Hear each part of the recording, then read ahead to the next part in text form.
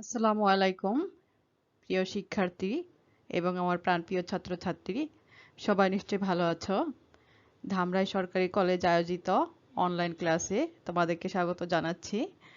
তোমাদের সাথে আছি আমি খালেদা খানম, সহকারী অধ্যাপক, গণিত বিভাগ, ধামরাই সরকারি কলেজ, ঢাকা। Thank you.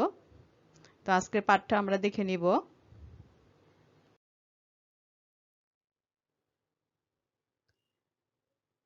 আজকের পাঠে থাকছে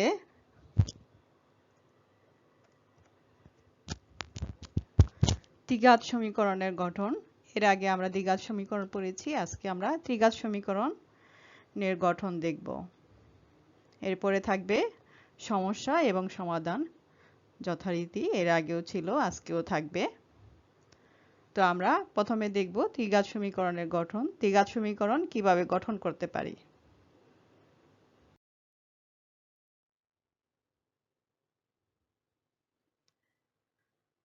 ত্রিঘাত সমীকরণের মূল তিনটি আলফা, বিটা, গামা হলে সমীকরণটি নিম্নরূপ। তো ত্রিঘাত সমীকরণ মানে হচ্ছে ওই সমীকরণের কয়টা মূল থাকবে? তিনটা মূল থাকবে।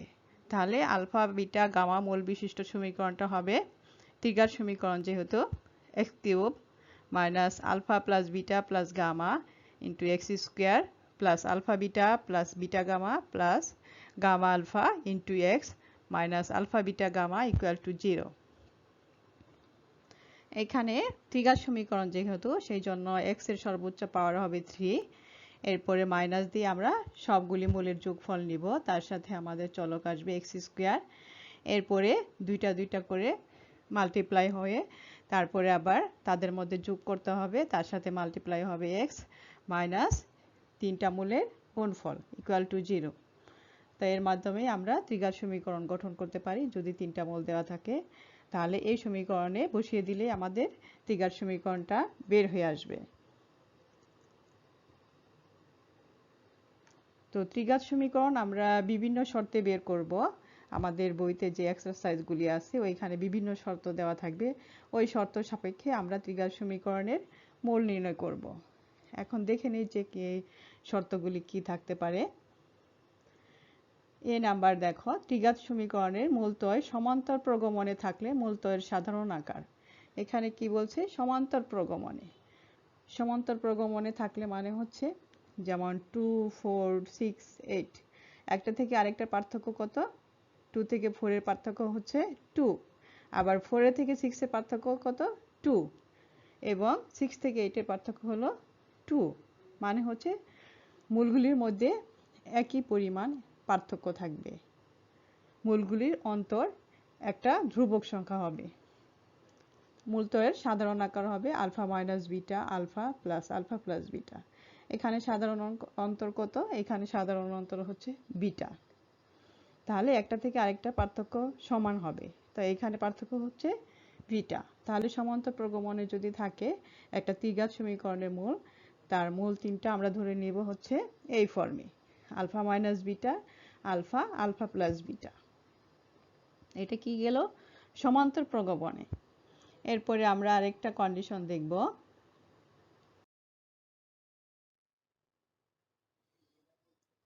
ত্রিঘাত সমীকরণের মূলত্বয় গুণোত্তর প্রগমনে থাকলে মূলত্বয়ের সাধারণ আকার alpha by beta, alpha beta. তাহলে গুণোত্তর প্রগমনে থাকলে আমাদের মূলগুলি হবে alpha by beta, alpha beta. গুণোত্তর প্রগমন মানে হচ্ছে একটা আরেকটার কি হবে? গুণিতক হবে। এটা এখানে কত গুণিতক আছে? বিটা গুণিতক। এখানে এটাকে বিটা দিয়ে গুণ করলে এটা আসবে, আবার এটাকে বিটা দিয়ে গুণ করলে হচ্ছে এটা আসবে। যেমন কি আমরা যদি ফিক্সড উদাহরণ দেই, যেমন 3, 9, 27। 3 কে 3 দিয়ে গুণ করলে আসবে হচ্ছে 9, 9 কে 3 দিয়ে গুণ করলে আসবে হচ্ছে 27। তাহলে একটা আরেকটার গুণিতক হবে।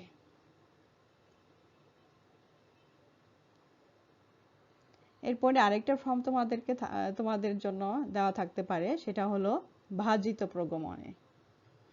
ভাজিত প্রগমনকে আবার বলে সমান্তর প্রগমনের গুণবোধক বিপরীত থাকলে, সমান্তর প্রগমনের বিপরীত আকার থাকবে আর কি, সেটাকে বলবে হচ্ছে ভাজিত প্রগমন। ভাজিত প্রগমনে সমান্তর প্রগমনের গুণবোধক বিপরীত থাকলে মূলত্বয়ের সাধারণ আকার হবে 1 by alpha minus beta 1 by alpha 1 by alpha plus beta. এখানে সমান্তর প্রগমনের সাথে বাজিত প্রগমনের পার্থক্য কি? ওইগুলি সমান্তর প্রগমনের যে মূলগুলির যে ফর্ম ছিল এখানে সেটা ইনভার্স হয়ে আসছে 1 বাই সবগুলির সাথে সবগুলি মূল হচ্ছে ইনভার্স হয়ে গেছে। তার মানে হচ্ছে এটা হচ্ছে গুণবোধক বিপরীত, সমান্তর প্রগমনের গুণবোধক বিপরীত। তাহলে এই আকারগুলি হচ্ছে বাজিত প্রগমন। বাজিত প্রগমনে থাকলে মূলগুলি তুমি এভাবে ধরে নিবে। Thank you.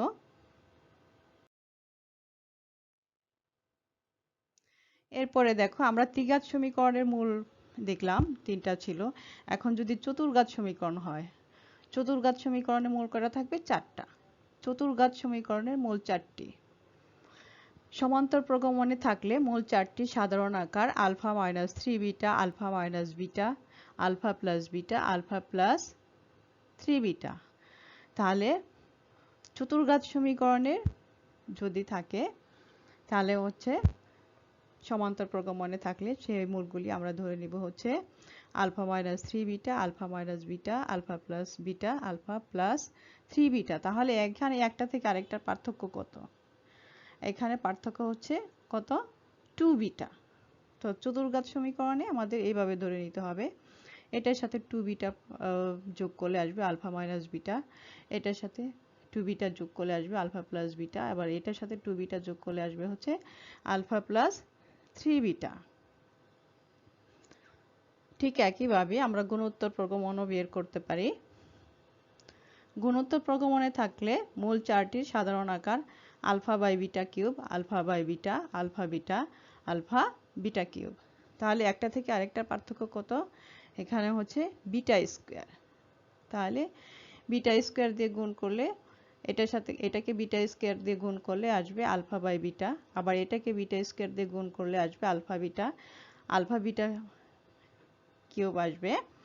তাহলে এই 4টা মূল পাবো আমরা ঠিক একইভাবে গুণোত্তর প্রগমনে যদি থাকে।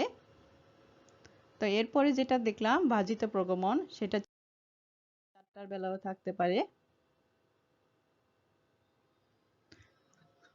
চতুর্ঘাত সমীকরণের মূল 4টি সমান্তর প্রগমনে থাকলে মূল 4টির সাধারণ আকার হবে। তাহলে সমান্তর প্রগমনে যদি থাকে তাহলে কি হবে? Alpha minus 3 beta, alpha minus beta, alpha plus beta, alpha plus 3 beta. এই স্লাইডটা আসলে 2বার আসছে, ওই আগের স্লাইডটা আবার আসছে। গুণোত্তর প্রগমনে থাকলে মূল 4টি সাধারণ আকার আসবে alpha by beta, alpha by beta cube, alpha by beta, alpha beta এবং আলফা বিটা কিউব।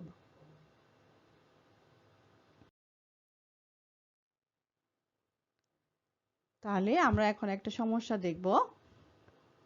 এই সমস্যাটা যদি আমরা সমাধান করতে পারি তাহলে আমাদের ধারণাটা ক্লিয়ার হবে, যে সূত্রগুলি আমরা পড়লাম সেই ধারণাটা ক্লিয়ার হবে। তো এখানে যে প্রবলেমটা দিয়েছি এটা হচ্ছে 32x cube minus 48x square plus 22x minus 3 equal to 0 সমীকরণটির মূলগুলি সমান্তর প্রগমন শ্রেণীভুক্ত হলে তা সমাধান করো। এখানে হচ্ছে যে সমীকরণটা দেওয়া আছে এবং বলা আছে কোশ্চেনের মধ্যে এর মূলগুলি হবে কি? সমান্তর প্রগমনভুক্ত। তো সমান্তর প্রগমনভুক্ত হলে আমরা মূলগুলি কিভাবে ধরে নিব? একটু আগে আমরা দেখেছি সেটা, সেভাবে ধরে নিব। কি হবে? সবাই মনে করার চেষ্টা করো। তাহলে আমাদের যে সমীকরণটা দেওয়া ছিল সেই সমীকরণটা আমরা বসিয়ে নিব সমাধানে। 32x cube minus 48x square plus 22x minus 3 equal to 0। মনে করি মূলগুলি a মাইনাস বি, এ এবং a প্লাস বি। তাহলে এখানে মূলগুলোর পার্থক্য কত করে? b করে। এটার সাথে b যোগ করলে a আসবে, এটার সাথে b যোগ করলে a প্লাস b আসবে। তো আমাদের শর্ত অনুযায়ী ত্রিঘাত সমীকরণের মূলগুলির যোগফল যেভাবে বের করে সেভাবে আমরা যোগফল বের করব এবং গুণফল বের করব।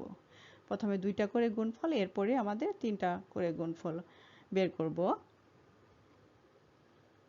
তাহলে প্রথমে আমরা যোগ করব a minus B plus A plus A plus B. যেহেতু এগুলি মূলগুলি সিঙ্গেল আকারে আসছে তাহলে আমাদের সূত্র অনুযায়ী এখানে একটা মাইনাস আসবে, তারপরে আসবে হচ্ছে b বাই এ। এটা হলো b আর এটা হলো a।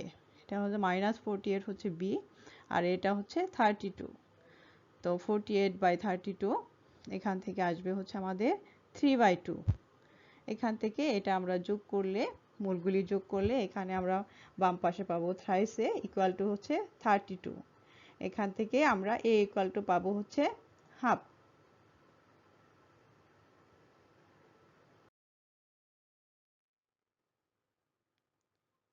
এরপরে আমরা যেটা করব, এটা হচ্ছে দুইটা মূল একসাথে নেব। যে দুইটা মূল ছিল দুইটা দুইটা করে নিয়ে তারপর আমরা যোগ করব। আর এটা যোগ করার পরে এটা আসবে হচ্ছে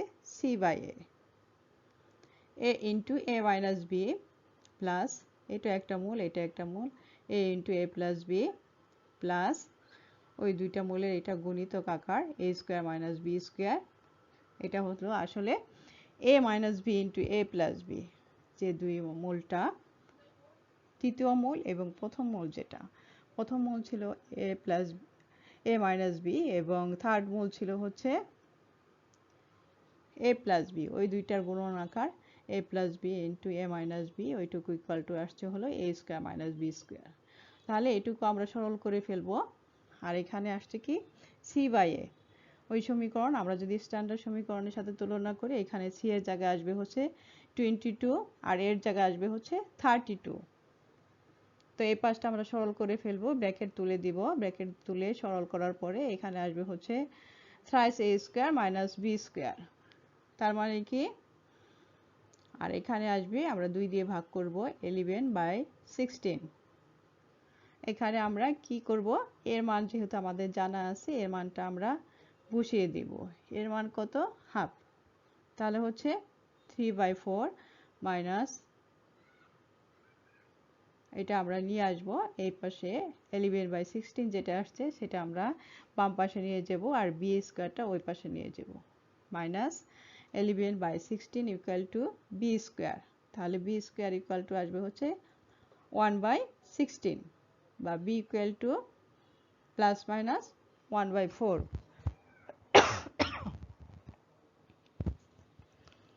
তাহলে দেখো এখানে হচ্ছে আমরা বি এর দুইটা মান পেয়েছি, একটা +1/4 আর একটা হচ্ছে -1/4। এখন কি করা যায় এটাকে,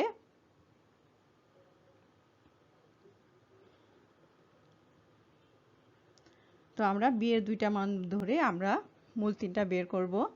বি ইকুয়াল টু 1/4 ধরে পাই, বি এর মান যদি 1/4 বসায় তাহলে a মাইনাস বিটা কত আসবে, এর মান হচ্ছে হাফ, আর মাইনাস বি এর মান হচ্ছে 1/4।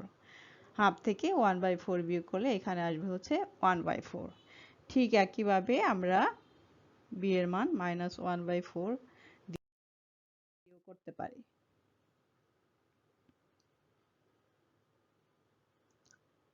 তাহলে বি ইকুয়াল টু 1/4 হলে a প্লাস বি আসবে হচ্ছে প্রথম মূল, যেটা প্রথম মূলটা আসবে হচ্ছে এর জায়গায় হাফ আর বি এর জায়গায় হচ্ছে 1/4 বসাবো। তাহলে এটা লসাগু করলে এখানে আসবে হচ্ছে 3/4। একইভাবে আমাদের দ্বিতীয় মূলটা কত আসবে, a মানে হচ্ছে 1/2 হাফ, আর পরের মূলটা আসবে কি, এটা আগেই আমরা বের করেছি a মাইনাস বি, সেটা ছিল হচ্ছে 1/4। তাহলে a মাইনাস বি হচ্ছে 1/4, এটা হচ্ছে হাফ, এবং a প্লাস বিটা হচ্ছে 3/4। তাহলে আমরা তিনটা মূল বের করে ফেলছি a এবং b এর মাধ্যমে। তাহলে কি করব, প্রথমে আমরা a এর মান বের করব, তারপরে b এর মান বের করব, এবং যে তিনটা মূল আমরা ধরে নিয়েছিলাম সমান্তর প্রগমনে a মাইনাস বি, বি এবং a প্লাস বি, এখানে আমরা মানগুলি বসিয়ে ফেলব।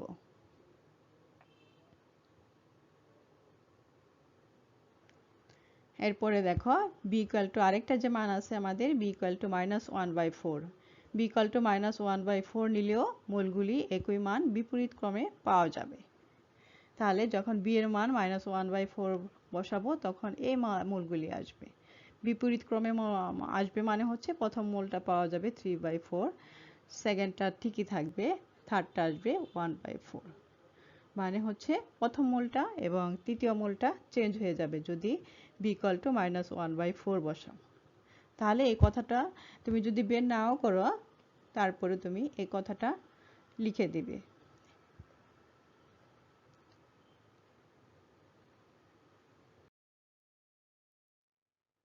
তো বাড়ির কাজে ঠিক একই ধরনের প্রবলেম দিয়েছি তোমাদের। আজকে যে দুইটা প্রবলেম দিয়েছি, দুইটাই আমাদের সমান্তর প্রগমনের উপর।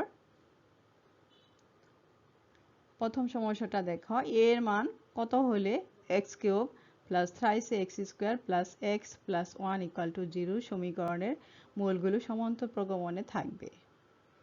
তাহলে তুমি আগের মতোই করবে, তুমি মূল তিনটা সমান্তর প্রগমনে, যেহেতু মূল তিনটা তুমি ধরে নিবে, সেখান থেকে তুমি এর মানটা বের করবে। আরেকটা প্রবলেম দিয়েছি, সেটাও সমান্তর প্রগমনের উপরে। মূলগুলি সমান্তর প্রগমনের গৌণিক বিপরীত প্রগমনভুক্ত হলে 6x³ minus 11x square plus 6x minus 1 equal to 0 সমীকরণটি সমাধান করো। এখানে কি সমান্তর প্রগমনের গৌণিক বিপরীত, এর আগে আমরা যে শর্তটা দেখেছিলাম দ্বিতীয় স্লাইডে, সেই শর্তটা গৌণিক বিপরীত হলে মূলগুলি তুমি কিভাবে নিবে, 1/a মাইনাস b, 1/a এবং 1/a প্লাস b। এখানে তুমি এর সাথে ডিও নিতে পারো, যেমন 1/a minus d, 1/a, 1/a plus d। তাহলে গৌণিক বিপরীত প্রগমনে থাকলে তোমাকে সমান্তর প্রগমনের বিপরীত মূলগুলা নিতে হবে, মানে হচ্ছে তাদের ইনভার্সটা নিতে হবে, যেখানে 1/a মাইনাস b থাকবে। আগে ছিল কি প্রথম মূলটা a মাইনাস b বা a মাইনাস d, যেটা ধরো না কেন। এখন গুণোত্তর প্রগমনে, গৌণিক বিপরীত প্রগমনে হলে সেটা কি আসবে, একটা ইনভার্স আসবে, 1/ ওই মূলটা আসবে সমান্তর প্রগমনে যে মূলটা ছিল। তো ঠিক একইভাবে করবে, ঠিক একইভাবে তুমি তিনটা মূল ধরে নিবে, তারপরে তুমি যোগফল এবং গুণফল বের করবে, এখান থেকে সমাধান বের হয়ে আসবে। এটা খুব ইজিলি বের হয়ে যাবে, 2 নাম্বার প্রবলেমটা দেখে কেউ ভয় পাবে না। তাহলে বেশি বেশি প্র্যাকটিস করবে। তোমাদের উদাহরণে কিছু প্রবলেম দেওয়া আছে, সেগুলো প্র্যাকটিস করবে, তাহলে তোমাদের ধারণাটা আরো ক্লিয়ার হবে।